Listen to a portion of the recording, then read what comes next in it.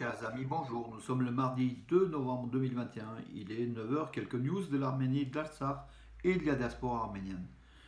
Le président arménien Armen Sarkisian est à Glasgow. Il participe, en fait, il est arrivé donc hier à Glasgow. Il participe à la conférence internationale sur le changement climatique. En marge de ce sommet, lors de la réception des personnalités, des dirigeants donc, de la planète, il a été reçu, Armen Sarkisian a été reçu donc, par Boris Johnson et puis donc en Écosse, par Boris Johnson et par le secrétaire donc, général des Nations Unies, Antonio Guterres. Voilà. Quelques mots de bienvenue, quelques mots sans doute sur l'Arménie.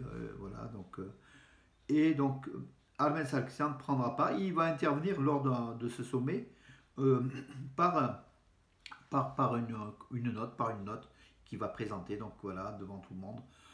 C'est très très bien que l'Arménie participe à ce sommet international donc sur le changement climatique qui devrait être logiquement le numéro un donc des questions donc, de l'humanité tout entière puisque la Terre est en train de changer comme vous le savez au niveau donc, du climat. C'est une des priorités donc, de l'espèce humaine qui vit sur cette Terre. Voilà. Et l'Arménie prend part. Voilà, l'Arménie, marquée par la guerre, est toujours là, donc dans les grandes rencontres qui vont sceller sans doute le sort le destin de l'humanité, tout simplement. Et le climat, c'est ce qui va changer. Voilà. Projet d'augmentation des salaires donc des soldats, des militaires, des Arméniens engagés qui défendent les frontières de l'Arménie. Donc, selon le président d'une commission parlementaire qui s'occupe des budgets militaires et des soldats, selon cette commission, selon Aram Hagopian, voilà, ces soldes qui sont actuellement autour de 160 000 drams vont passer entre 210 ou 220 000 drams. Donc une augmentation substantielle donc, voilà, pour nos soldats qui défendent les frontières. Et on voit que c'est très très important pour l'Arménie cette défense frontalière. Voilà. En même temps, donc, questionné sur les positions militaires donc, des soldats arméniens, il semblerait qu'aujourd'hui, donc, des soldats arméniens n'est pas tous frontaliers, donc en fait, n'ont pas tous, pour leur mission de garde, n'ont pas tous des cabines ou des lieux abrités en fait. On appelle ça comment dirais-je, ce sont des cabines, des abris. Ils effectuent leur service en plein air, et puis après ils vont sans doute se coucher donc, dans une cabine à côté, mais leur service est réalisé en plein air. Leur tour de garde en fait.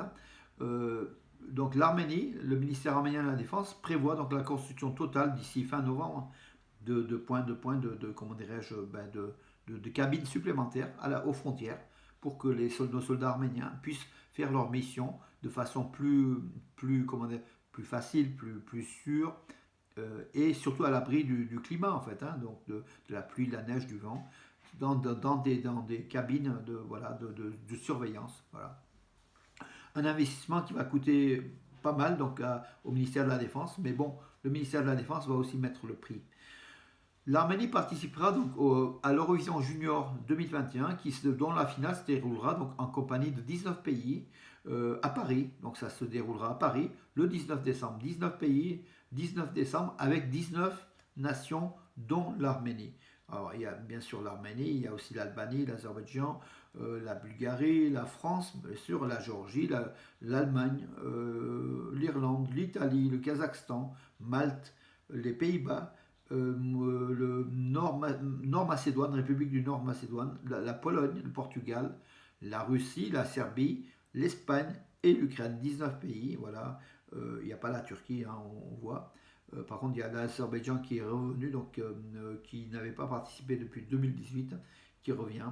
Ce concours de l'Eurovision Junior, donc on ne connaît pas encore le nom du candidat, du représentant de l'Arménie. L'Arménie l'avait gagné en 2010 par Vladimir Arzoumanian et sa chanson Mama.